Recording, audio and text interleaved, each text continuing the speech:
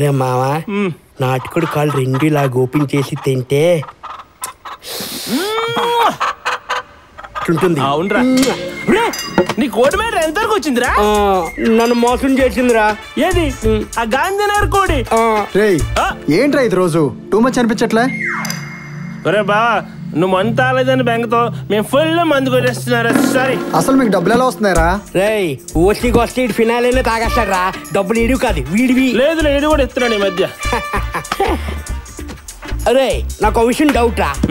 ఒక అబ్బాయి ఒక అమ్మాయిని మెయింటైన్ చేయలేకపోతున్నాడు, అలాంటిది ఒక అమ్మాయి 5-6 అబ్బాయిని ఎలా మెయింటైన్ చేస్తుంది? నేను చెప్తాను. వాళ్ళ సెల్కి వచ్చిన మెసేజ్లు ఎప్పటికప్పుడు నచ్చనివి డెలీట్ చేసుకుంటారు.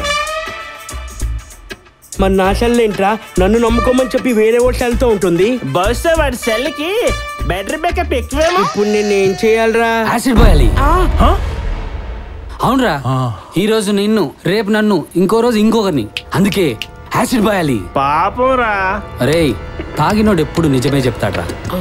ఈడి ప్రాబ్లం నాకు అర్థమైంది.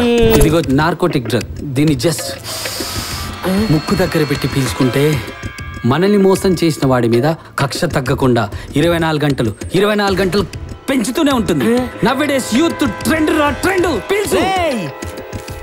ఇది నాకు ఊరా, ఇది నేను వేసుకొని నేనేంటో చూపిస్తా.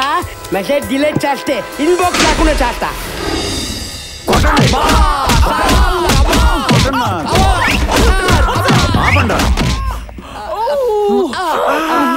ఎరా కోడి కాలు ఎత్తితేనే మీకు స్వర్గం కనబడుతుందా? ఇప్పుడు ఎత్తండి రా కాలు, కాలు ఎత్తండి రా, ఎత్తండి ఎత్తండి కాలు. మమ్మల్ని ఎందుకు కొడుతున్నారో చెప్పండి సార్.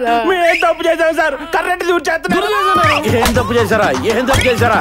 ఏం తప్పు చేశారా? ఇదిగో కొట్టడం అంటే ఎలాగ ఉంటది అనుకున్నాను, ఇలాగుంటుందా? ఎంతమంది కొట్టాడు? కూర్చోండి.